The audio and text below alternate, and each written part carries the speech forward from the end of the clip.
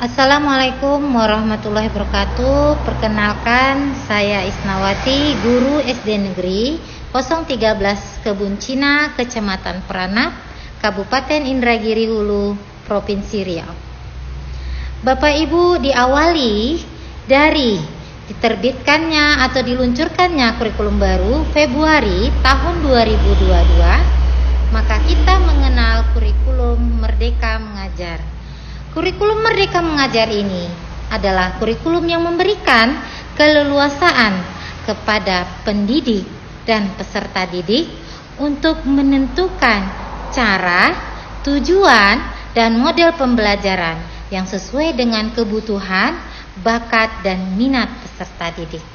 Oleh karena itu, izinkan saya berbagi praktik baik kepada Bapak Ibu semua tentang bagaimana pembelajaran yang memenuhi kebutuhan peserta didik kita di dalam kelas dalam bentuk pembelajaran berdiferensiasi dengan strategi pembelajaran detective learning. Selamat menyaksikan. Apa itu detective learning? Detective learning memang sangat jarang sekali kita dengarkan digunakan istilah detektif di dalam dunia pendidikan. Akan tetapi, pembelajaran berdiferensiasi di kelas menuntut seorang pendidik untuk mengetahui kebutuhan peserta didiknya, bakat bahkan minatnya. Dan tidak jarang sekali seorang pendidik memiliki kendala untuk mengetahui bakat dan minat peserta didiknya.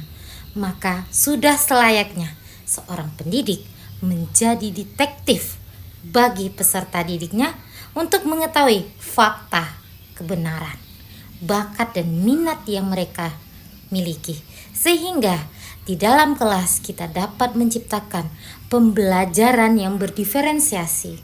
Sehingga pembelajaran kita di dalam kelas sebagai seorang pendidik sudah memenuhi kriteria pembelajaran yang berpusat pada peserta didik. Langkah penerapan dalam strategi pembelajaran detective learning. Yang pertama, menerapkan sasaran. Sasaran hal ini yang dimaksud adalah peserta didik. Mengidentifikasi sasaran peserta didik yang mengalami kesulitan dalam memberikan informasi yang pendidik butuhkan terkait bakat dan minatnya. Yang kedua, menganalisis umpan. Menganalisis umpan yang ingin dimintai bantuan. Dalam hal ini, teman sejati, orang tua, wali kelas terdahulu, guru bidang studi, atau bahkan kepala sekolah jika hal ini diperlukan. Menganalisis umpan juga dapat dilihat di dalam pergaulan keseharian peserta didik, baik secara sosial maupun emosional, sehingga diharapkan pendidik mendapatkan informasi yang diinginkan tanpa terlibat langsung dalam proses pencarian data atau fakta. Zora, tadi Ibu bertanya tentang bakat dan minatmu. Mengapa kamu tidak menjawabnya? Aku malu nanti ditertawa sama teman-teman. Kamu ada masalah ya? Enggak kok, Jujur aja, aku kan teman dekatmu.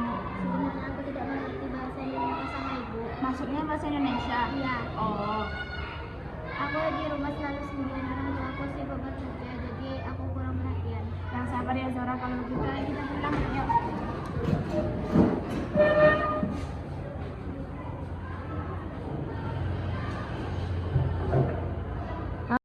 Yang ketiga, menentukan langkah awal penyelidikan.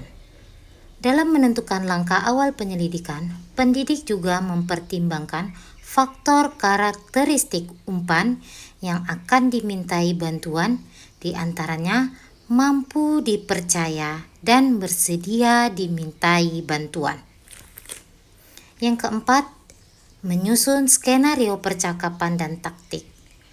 Melakukan percakapan dan adegan layaknya seorang detektif dalam menyelidikan sehingga terpecah informasi yang penting bagi pendidik untuk diketahui, tentunya dengan taktik yang jitu.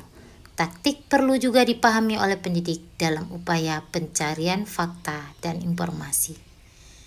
Yang kelima, mengumpulkan dan mencatat informasi penting.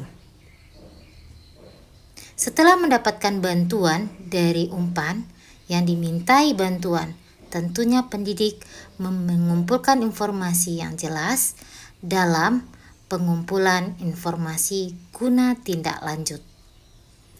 Yang keenam, eksekusi dan refleksi. Setelah pendidik melakukan eksekusi, maka pendidik melakukan aksi nyata dan refleksi dalam menjawab dan mempelajari kasus atau informasi yang didapat dari peserta didik. Aksi nyata bisa dilakukan langsung di dalam pembelajaran di kelas atau merubah image pendidik terhadap peserta didiknya. Sehingga dampak dan hasil dari strategi pembelajaran detective learning sangat membantu sekali untuk mengumpulkan data dalam menunjang pembelajaran berdiferensiasi di kelas. Pendidik membutuhkan informasi dari segala arah. Pendidikan yang berpusat pada peserta didik yang dilakukan dengan baik dan efektif.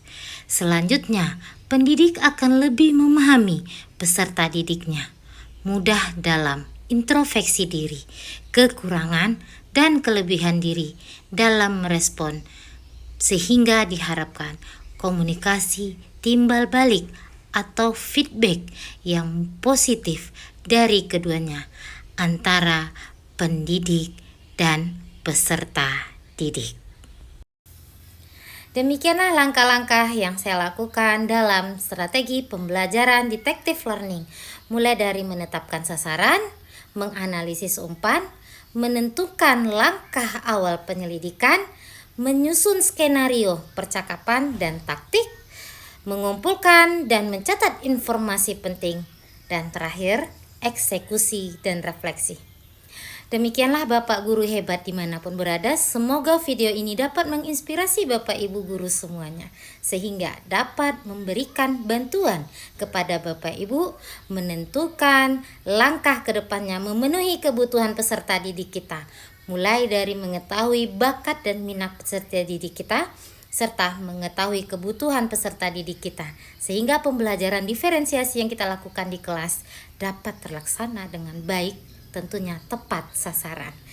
Dan akhirnya saya Isnawati ngundur diri dan mengucapkan terima kasih. Wassalamualaikum warahmatullahi wabarakatuh.